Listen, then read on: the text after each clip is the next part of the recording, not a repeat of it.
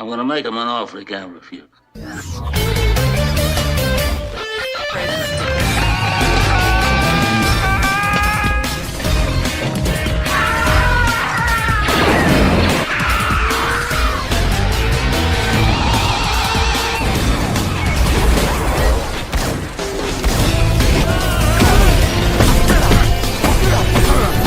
I'm not even supposed to be here today! Oh, fuck you!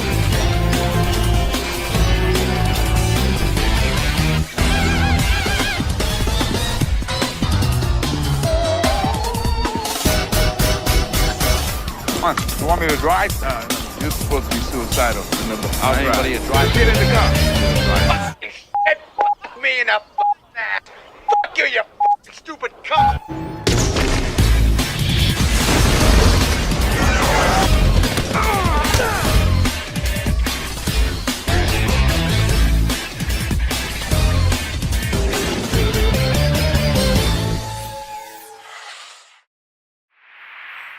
Hey everyone, it's Don G. Corleone here, and I'm here with a brand new movie review. And this review is going to be for the 2024 horror film Stream, which is directed by Michael Levi and produced by some of the people behind the Terrifier films, believe it or not.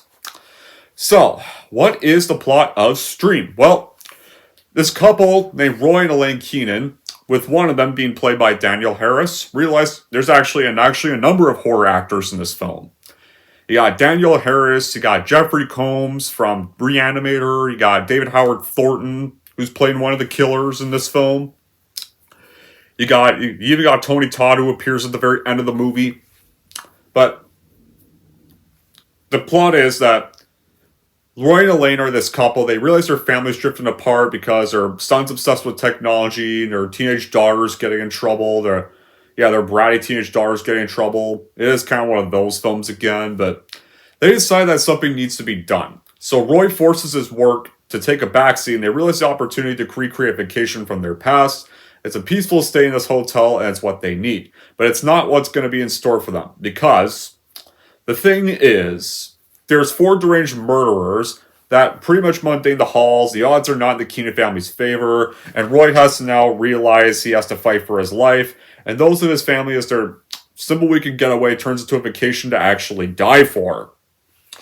So, as for my reaction to Stream, well, last year I saw the teaser and poster for this film, and it said from the team behind Terrifier.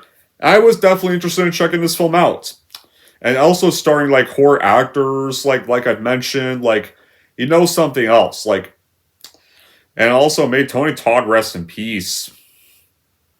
Unfortunately, and of course, this was also one of the first time appearances of Tim Curry in a very long time, ever since his stroke had caused him to retire from Hollywood. So it was exciting to hear that Tim Curry was making an appearance in a film, briefly. Yeah, and of course, so now it took several months, but I was finally able to watch the film, as it's on streaming now. And how was it? Well, I think of all the NON Terrifier stuff that the crew behind those films have been involved in, majority of their NON Terrifier stuff has been so far shitty horror films of children's characters being turned to killers, the Mean One, and also Screamboat, apparently, another Mickey Mouse horror film.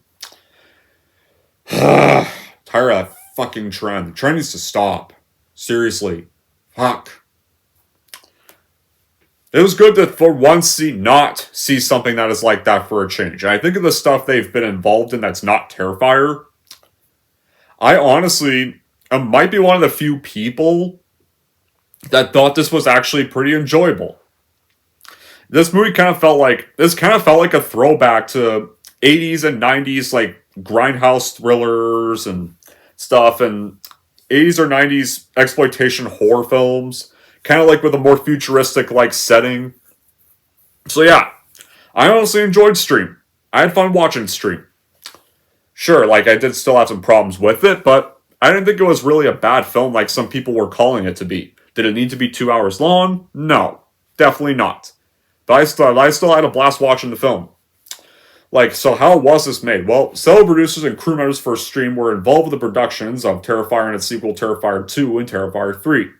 and includes the stream director Michael Levi, who had an acting role in Terrifier and was a producer and assistant director for the second film, David Howard Thornton, who plays the iconic Art the Clown in the films, Damien Leone, director of all the movies. Who serves as the head of the special makeup effects department and a producer of the film.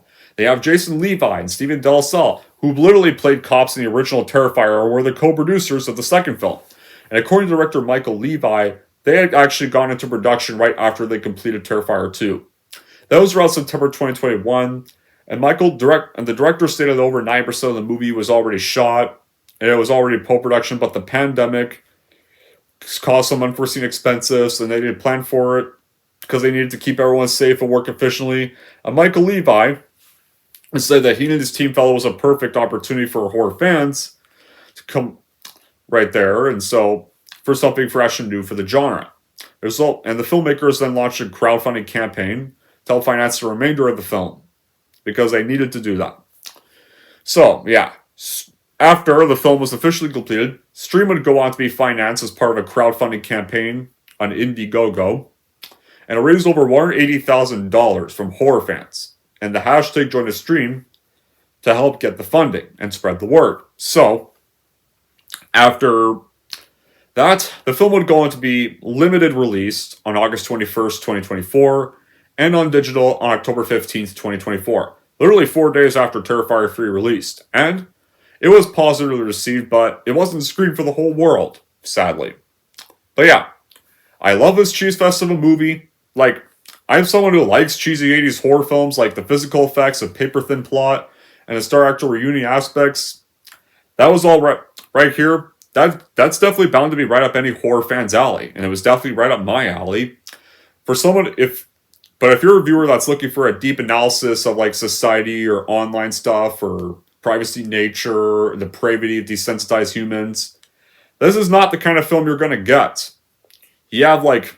This is not that kind of film. This is a film that's full with fantastic physical effects, some ridiculously over-the-top deaths, like there's ones involving power drills, or ones like stabbing a knife right through an eyeball, or and every trope that any horror fan's heart would even desire. Like, the movie has everything a slasher needs, but if you're trying to please the needs of the audience, of the folks that appreciate the genre, then there's some cutscenes that really should have been quitted. But this has fantastic kill scenes. What I'm trying to get across is, this definitely has some really fantastic kill scenes. If you are looking for fantastic kill scenes, there's a lot of kill scenes in this. Stream is this modern slasher flick that really harkens back to the golden age of the genre, with injecting fresh blood into the formula. And Michael Levi, the director, really does well in bringing a gruesome feast for fans with the star-studded cast of horror icons from plenty of other horror works. This is definitely a perfect gruesome feast for fans of the old genre. So, how do we start off? Well, we start off the movie with this at the small hotel where the film is set, majority of the film. Linda Spring, the owner, who's played by Dee Wallace, is abducted by this masked figure and then killed, and pretty much killed with a corkscrew later on. And then we get to our lead characters, the Keenan family. That are father Roy, mother Elaine, younger son Elaine, and their bratty daughter Taylor, who's in a disarray after Taylor gets arrested for stealing alcohol. So Roy and Elaine go away for the weekend as a family so they can reconnect again. And they drive to the hotel that was seen earlier. And the new apparent owner, apparently, who's Mr. Lockwood, played by Jeffrey Combs, lets them know that the hotel does not have an internet connection. And so, the family sees cameras being placed in various locations around the hotel. And Taylor meets two foreign teenagers named Theo and Louis, but gets caught by Elaine when she meets them at the bar. Then, of course, Linda gets murdered by this man wearing a plague doctor costume with a power drill. Actually, no, not corkscrew, power drill. After those opening bits that kickstart our lead characters, kickstart how our villains are, you get this brief, where you kind of show the villains are, you get the brief break to meet the protagonist, the Keenan family, establishing their relationships with each other. Right there. The one, which I'll admit, when it comes to these characters, I did like the dad and son's chemistry with one another, Roy and his son's chemistry. I did like some of their scenes they had together. Danielle Harris's character, Elaine, I was met on. Gives a good performance, but she doesn't really contribute much to the film. The daughter, though, was honestly the worst character of all four of them. And the saddest thing is she doesn't die in the film. She's probably the one character of the film, the one character of the family I wish was died at the end. But I'll get to who actually is the last one of the family to die instead later. Like, once the family arrives at the hotel, the horror ramps up and it doesn't stop until the very end of the film. Like, what sets Stream apart from is kind of the relentless pace and brutal violence. Like, the killers are these menacing figures that have these little, like, light up like masks or dark like skeleton masks. Some have this twisted sense of humor, like, and a force to be reckoned with. Like, David Howard Thornton that playing one that actually does well, bringing his like little art the clown like skills to the very killer, like in a way, like there. So that one easily has quite a sadistic sense of humor. Like, whenever he sees like one killer, like, he pretty much just stops and goes there, and like he never really speaks until he gets stabbed. Like I really like that right there. Michael Levi does not also shy away from gore either. He delivers some stomach-turning sequences that are very satisfying for hardcore horror fans. And also, when you have Tim Curry's performance in like here, like, it's definitely nice to see this guy come back briefly for a film. And still, despite having to be absent from Hollywood after his stroke, he still delivers a chilling, memorable performance. Like, Tim Curry's presence really added a layer of intensity to this story. And it kind of makes the film feel a little more realistic and terrifying. It's definitely very satisfying to see this guy still have acting chops. Right here. So, and the whole aspect of being locked in a hotel with these deranged killers, coming on which one of them can spill the most blood, actually makes the whole plot so much better. Like, the kills are fierce, they're brutal, they're over the top gruesome. Like, think about this. It's kind of the movie that 31 for Rob Zombie tried to be, but that film was just dog shit in every single way. It was poorly edited. It was poorly done. This film, on the other hand, I think this film felt like an actually better version of the film 31. Because the characters weren't the greatest, but they're not insufferable compared to the characters in 31 are. But then again, it's Rob Zombie, so that's not a shock. Like, this is a good version of... This film is pretty much the actually better version of 31. And you know what? I wish the people at Terrifier did 31. I wish either this Michael Levi or Damien Leone, I wish you could have got one of them to direct 31, not fucking Rob Zombie. Like, I feel like either one of these two would have made 31 a better film. Like, if I want 31 now, I could just watch this any day. Like, Danielle Harris, despite not really contributing much to the film, she does pretty excellent in this. I will say, for the brief scene she has. This one, she plays the mother of the family. And the family are unwilling participants in this clever, sadistic game that's being played at the hotel, being hosted by Jeffrey Combs' character. During this vacation where they're trying to reconnect with one another, have to work together to survive the night. Like, though, kind of the thing is, though, the only one we really see interact with are Roy and the daughter. We don't really see her interact with the son, really. Other than, like, not really that much, but other than more, like, subtle lines, and that's really about it. And she just didn't really play much of a role, except she's there for, like, that bit, and then she's the first one of the family to die. So, we're leading up to that bit. So, it's around night where Taylor's still being a brat, sneaks out to hang out with those two boys she met. Then Mr. Lockwood, we find out how evil Mr. Lockwood is our villain, so he kicks off his plan to kill everybody in motion. So he activates a lockdown and sends out these four masked killers, which is Player 1, who's enigmatic, his brother-sister duo of Player 2 and Player 3, and the muscular Player 4. Then Lockwood is caught by a security guard, but Lockwood kidnaps him, and so Roy then wakes up, finds out from the son that Taylor snuck out, and so him and the son go to find her right there. And so you do get some more bonding scenes with those two, where they're telling each other a joke, or And the son's like, I got another one. Knock, knock. Who's there? Who's the worst sister in the world? Ooh, Taylor. And like the dad's like, yeah, I have to kind of agree with that one. And I like these two. I like these two scenes together.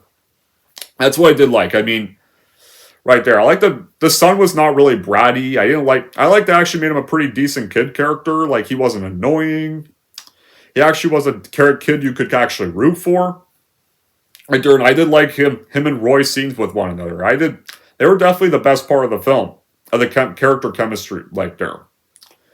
So they're searching for Taylor, and Taylor's on the roof with the boys because they went to sneak there, so her parents want to catch her. Right there, and so then they're gone, and player one sneaks into their hotel room, and he murders Elaine, so Daniel Harris's character is the first one to go out. Lockwood then reveals himself to be the plague doctor to the security guard, and he stabs him to death, and Roy then finds Elaine's body after that, and so he teams up with this supposedly retired police officer named Bernard, so they can know what's going on and trying to get out of the hotel. And so they leave Kevin in a locked hotel room, and originally they said no, Royce told him no video games on a trip, but he knows that's going to keep him distracted from trying to enter the scene, so he told him to stay in the hotel room and play his video games on the iPad, and so the two then go, and they witness the players committing increasingly violent murders that get live streamed on the cameras. That's how you find out. These cameras were live streaming all the murders that were about to happen, and were being watched by audience members elsewhere, bidding on the players. And player 2 and 3's victims manages to escape, though. When player 3 follows her, she stabs player 3 in the neck with a fork before being killed by Lockwood, who's furious at them trying to basically cheat on the game. Kevin is able to hack into Lockwood's system, and he discovers this. And so, after Lockwood finds this out, he pretty much kind of threatens Kevin, so Kevin escapes the hotel room, and Lockwood goes to kill Kevin, and Kevin runs out. Like, the script is pretty well crafted to keep the plot moving along. Right there. Like, sometimes I do kind of wish the family story would spend a little more time crafting on the family story, but then, of course, everyone gets separated. It is good for suspense, but it does take away from the family dynamic. Like, I kind of wish, like, maybe if we wanted to make these characters a little more interesting, we could have spent more time crafting their story, in a way. Like, maybe kind of giving some of these characters, like, maybe if the daughter was actually a lot more likable, and maybe if Elaine got a bit more of a role in the story, and wasn't the first one to die. I do kind of wish the daughter, who is honestly annoying, was the first one to die, and right there, I kind of wish she died instead of Daniel Harris's character. I feel like that would be better, because I kind of wish she was the female survivor instead. Right there, so that kind of reveals the ending, because yeah, the daughter is the female survivor. Yeah, Kevin does survive. He does survive, obviously. He doesn't die. For those who are worried about that, he does survive this film. The two kids survive. The parents don't. I kind of wish the daughter did die instead, because the daughter got on my nerves. I would have liked it if Kevin and Elaine were the ones who survived. I think, if you're going to kill Roy off. But I'll reveal more on that later. But, yeah, and like I said, this film has plenty of horror veterans. The late Tony Todd, it's sad we've lost Tony Todd. Danielle Harris, Dee Walsh, who's the first victim of the movie, Kevin Combs, Kevin Combs for Reanimator being the villain, and Tim Curry, back for a brief bit, David Howard Thornton, many others. Like, and the cast is stacked. Like, right there, I really like the balanced tone. Like, it doesn't lean too heavily on slasher tropes. Like, there's a murder that happens with a new couple in the middle of the film, but that's a staple in a lot of slasher films. That's happened in slasher films, so it's not really a shock. Look at Terrifier 3. When Terrifier 3 came out, that had a nude couple kill scene. It was called the shower kill. Or if the clown showed up in a Santa costume with his chainsaw and shoved a chainsaw up a guy's ass.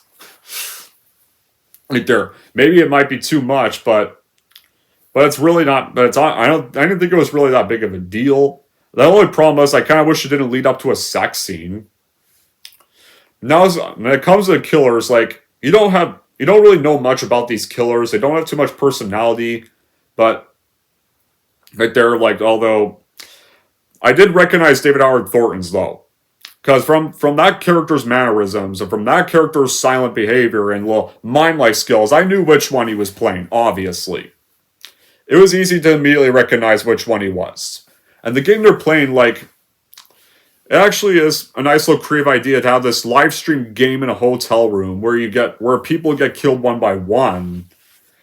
And it kind of is, even though it does kind of feel like sometimes there's a bit of an excuse at times to showcase the next kill instead of like much of a fleshed out narrative, like.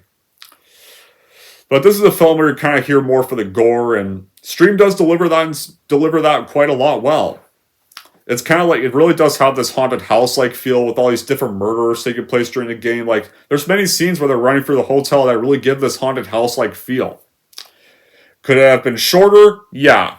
It definitely didn't need to be 2 hours long. Right there, I think this film could have just been 100 minutes, to be quite fair. And the post-credit scene could have been the full ending of the movie.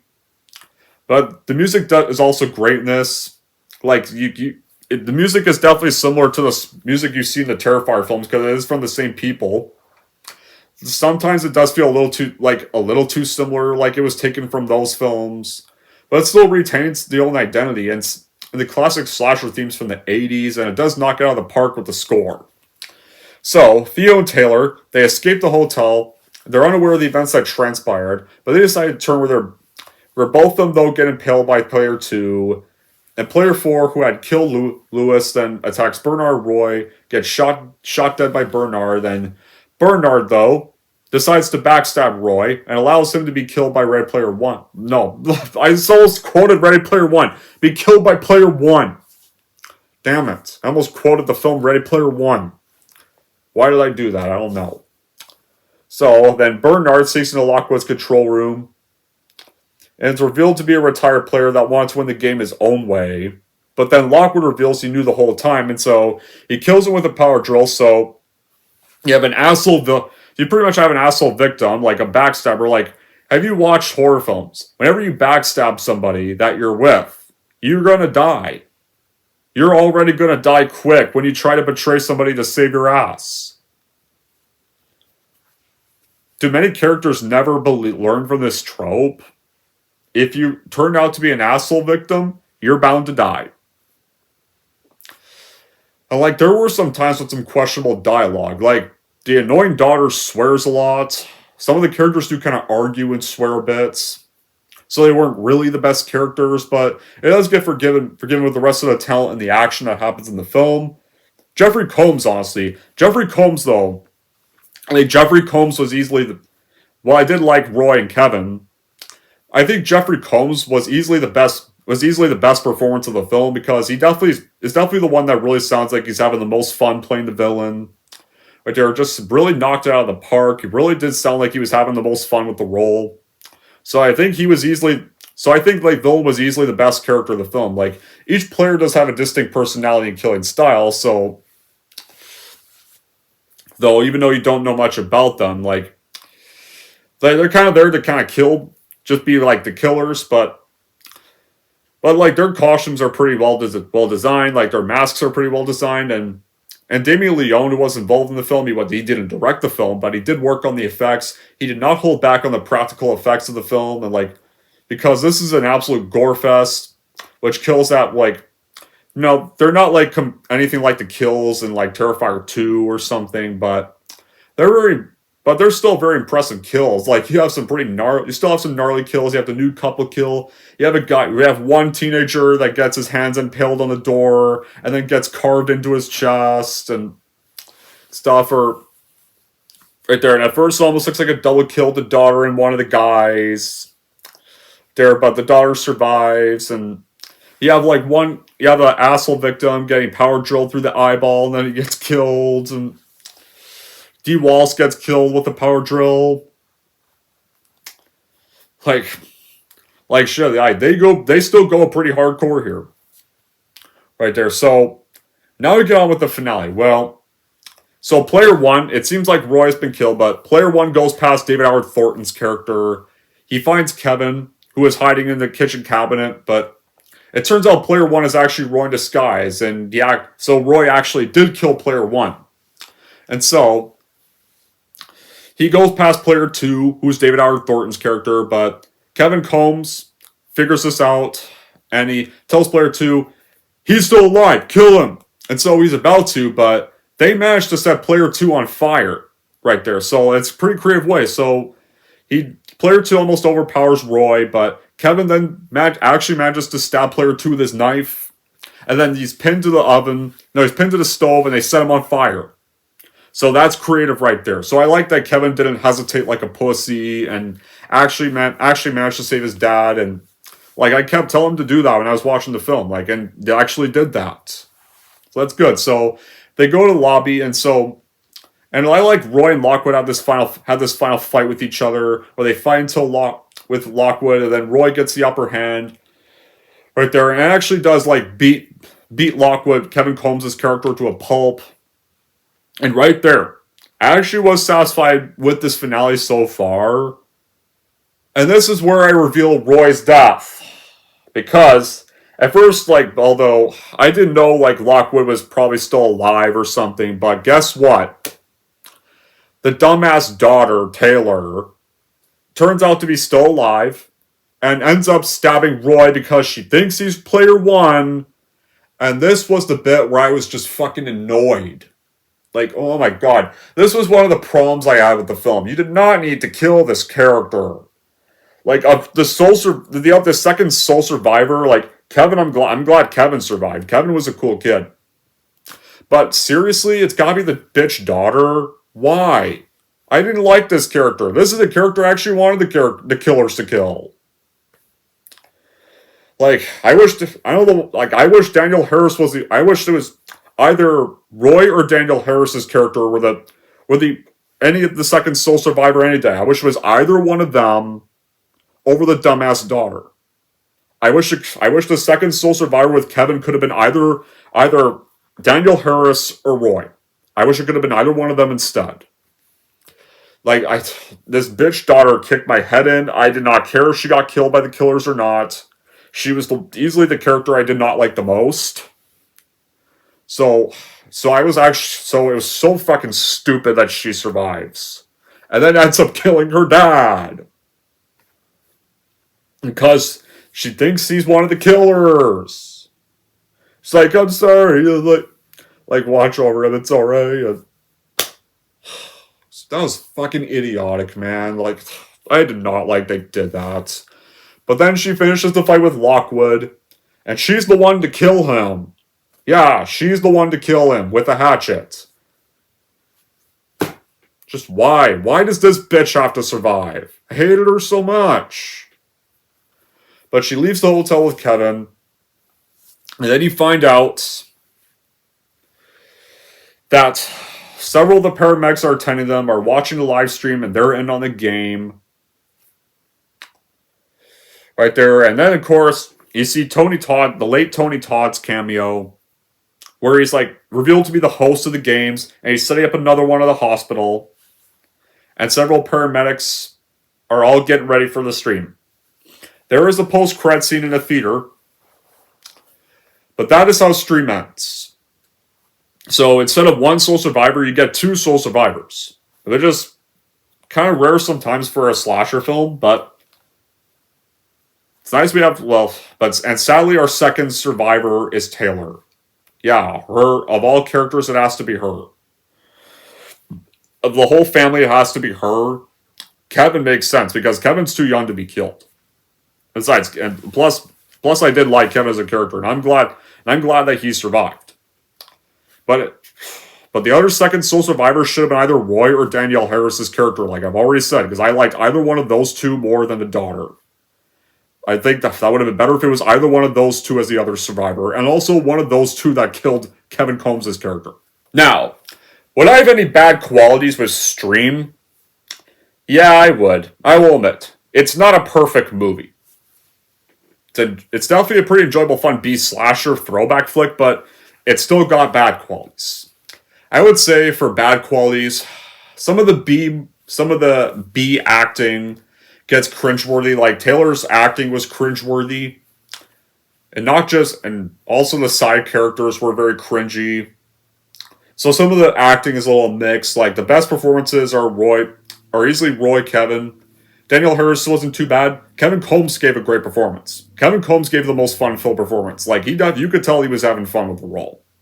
And David Howard Thornton also does a great performance, too. Because both of them looked like they were having fun with their roles.